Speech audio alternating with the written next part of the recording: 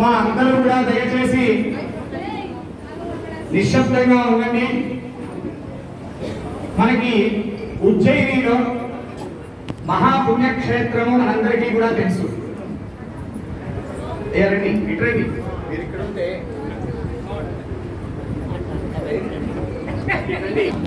ఆ విధంగా కాదు, కానీ అటువంటి ఆ భస్మాభిషేకం చేసే విధంగా ఇప్పుడు మనకి చక్కటి వేద విద్వాంసులు ఋత్విక్ శర్మ గారి చేత ఆ అభిషేకాన్ని మనందరం కూడా దర్శించుకున్నాము. దయచేసి ఎవరు కూడా మధ్యలో మాట్లాడవద్దు. అదే విధంగా జరుగుతూ ఉంటుంది. అందరూ కూడా దర్శనం చేసుకోండి.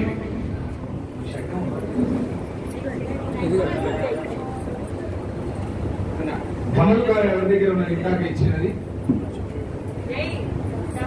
ఇందాక ధమరుకాలు, తాళములు, తప్పట్లు, శంఖము, ఘంట, అనేక రకాల వాయిద్యాలు. ఈ భస్మాభిషేకం సుమారుగా 3 నుంచి 5 నిమిషాల దాకా ఉంటుంది.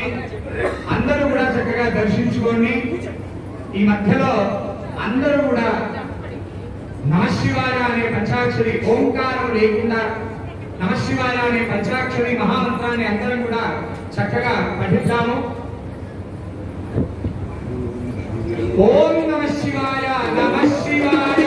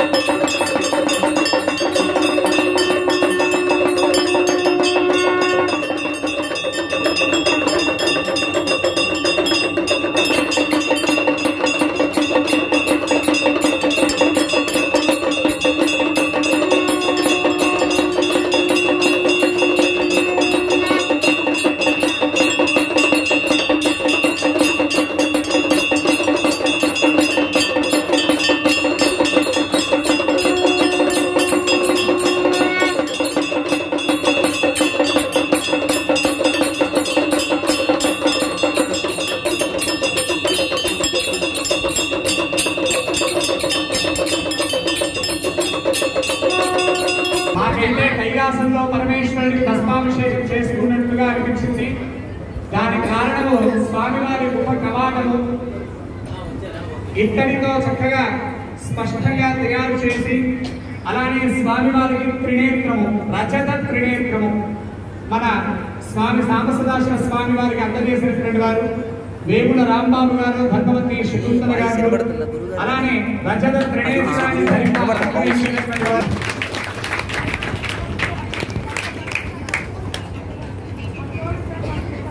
అయ్యా ఇప్పుడు పంక్తి భావనలు మొదలు వాళ్ళకి చేస్తూ ఉంటారు. ఈ లోపల అక్కడ స్వామివారికి దీపాలంకరణ సేవ తయారు చేస్తారు. ఈ సన్మానం అవ్వగానే ఆ దీపాలంకరణ సేవలో విశేషమైన హారతులు ఉన్నాయి.